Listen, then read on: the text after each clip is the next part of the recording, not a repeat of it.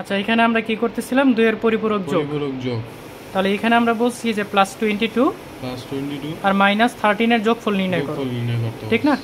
তাহলে এখানে তুমি যখন করবা তাহলে এখানে আমাদের সংখ্যা দুইটা কি, একটা হচ্ছে +22 আরেকটা হচ্ছে -13।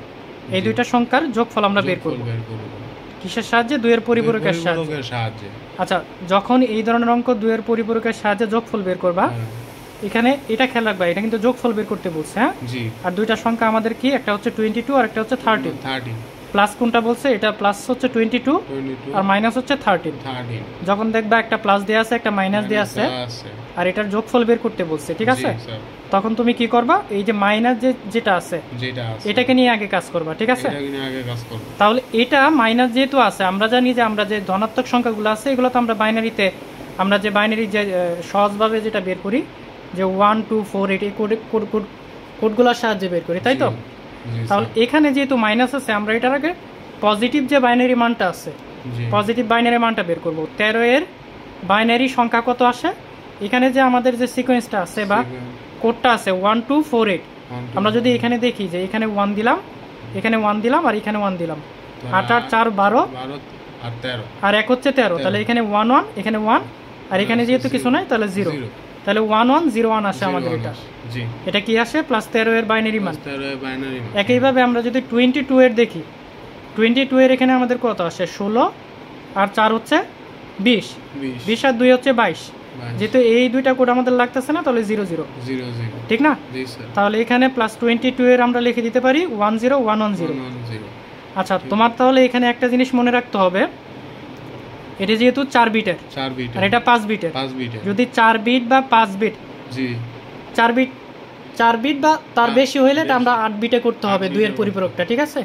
আর যদি 8 বিট হয় বা তার বেশি হয় তাহলে 16 বিটে নিয়ে যেতে হবে এটাকে আমাদের, ঠিক আছে? তাহলে এখানে আমাদের দেখতে হবে যে 8 বিট রেজিস্টারে +22 এর বাইনারি মান কত আসে। যেহেতু এখানে আমাদের এইটার বিট পেয়ে গেছি আমরা কয়টা? অলরেডি 5টা পেয়ে গেছি। কি 5টা পাইছি আমরা? 1 1 0 1 1 0, এই 5টা পেয়ে গেছি। আমরা যদি 8টা করতে চাই তাহলে আগে 3টা শূন্য দিয়ে দিলাম, ঠিক আছে? আবার 13 এর ক্ষেত্রে পেয়ে গেছি কোনটা? 13 এর ক্ষেত্রে পেয়ে গেছি কিন্তু 1 1 0 1, মানে এখানে 4টা পাইছি আর আমাদের 4টা লাগবে, 4টা 0 দিয়ে দিলাম, তাহলে এটা 8 বিট হয়ে গেছে, ঠিক আছে? আচ্ছা, এখন 2 এর পরিপূরকটা আমরা কিভাবে করব? যে এখানে +13 আমরা পাইছি হচ্ছে 8 বিটের ক্ষেত্রে 0 0 0 0 1 1 0 1, তাই তো? এখন এটাকে যদি উল্টায় দেই, মানে 0 কে 1 1 কে 0, হ্যাঁ?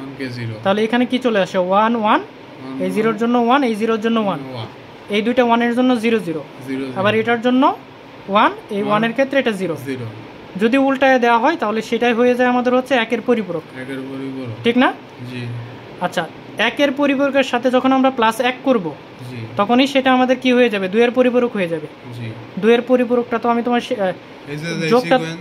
যোগটা তো তোমাকে বলছিলাম, শেখাইছি যে 1 আর 0 যোগ করলে 0 ক্যারি হয় 0, 0 + 1 যোগ করলে এটা 0, 0 + 0 যোগ করলে 0, আর 1 + 1 যোগ করলে ফলাফল হয় 0, ক্যারি হয় 1। তাহলে এখানে খেয়াল করো, 0 আর 1 যোগ করলে 1 হয়, আর বাকিগুলোর ক্ষেত্রে যেহেতু সংখ্যা নেই সবগুলো নামায় দিলাম, ঠিক আছে? এখন 2 এর পরিপূরকের ক্ষেত্রে আমাদের নিয়মটা কি? এখানে +13 ছিল, এখানে -13, আর এটা যেহেতু ডেসিমাল আমরা ডেসিমালটা দিয়ে দিলাম, তাহলে এটা হয়ে গেল আমাদের 2 এর পরিপূরক। এখন দেখো, আমরা নরমালি তো এটা +22 8 বিটের পেয়ে গেছি, আর এখান থেকে 2 এর পরিপূরকের সাহায্যে আমরা কি পাইছি? -13। যথারীতি এই দুইটা লিখে দিলাম, হ্যাঁ? তাহলে এখানে আমরা যদি যোগ করে দিই, এখন 0 আর 1 যোগ করলে 1, আর 1 আর 1 যোগ করলে আমরা জানি 0, ক্যারি থাকে 1। আচ্ছা, তাহলে এখানে 0, ক্যারি 1টা এখানে চলে আসবে এইটাতে। আবার 1 আর 1 যোগ করলে 0, ক্যারি 1টা এখানে আসবে, তাহলে 0 আর 1 যোগ করলে 1। আবার সিমিলার নিয়ম, এখানে 1 আর 1 যোগ করলে 0, ক্যারি 1 এখানে আসবে।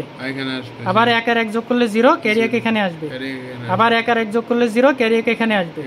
আবার 1 আর 1 যোগ করলে 0, ক্যারি 1টা এখানে আসবে, ঠিক না? তাহলে এই যে লাস্টে আমাদের 1 2 3 4 5 6 7 8 9 নাম্বার যেটা আছে সেটা হবে আমাদের ক্যারি বিট, আর এখানে 8 নাম্বার যেটা হবে সেটা হবে চিহ্ন বিট।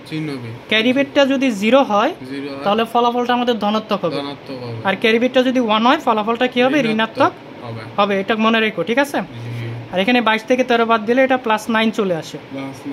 এটা ইজিলি বের করা যায় যে এখানে 1001 আসছে। হ্যাঁ, আমরা যদি এই যে আমাদের বিটের মধ্যে এটা বসায় দিই 1001, দেখো 8 আর 1 হচ্ছে 9, তাহলে এই যে এখানে 9 চলে আসছে। ক্যারি বিটটা কিন্তু কখনো বিবেচনা করা হয় না, তাহলে আমরা লিখে দিব ক্যারি বিট বিবেচনা করা হয় না, চিহ্ন বিট 0, তাই সংখ্যাটি ধনাত্মক হবে, অর্থাৎ +9 ইকুয়াল টু এখানে আমাদের এই যে এখান থেকে শুরু করতে হবে, 1 কিন্তু নেওয়া যাবে না, তাহলে এখানে 8 বিটের ক্ষেত্রে 00001001 এটা 2, ঠিক আছে। তাহলে এটা ছিল হচ্ছে আমাদের 2 এর পরিপূরকের যোগ।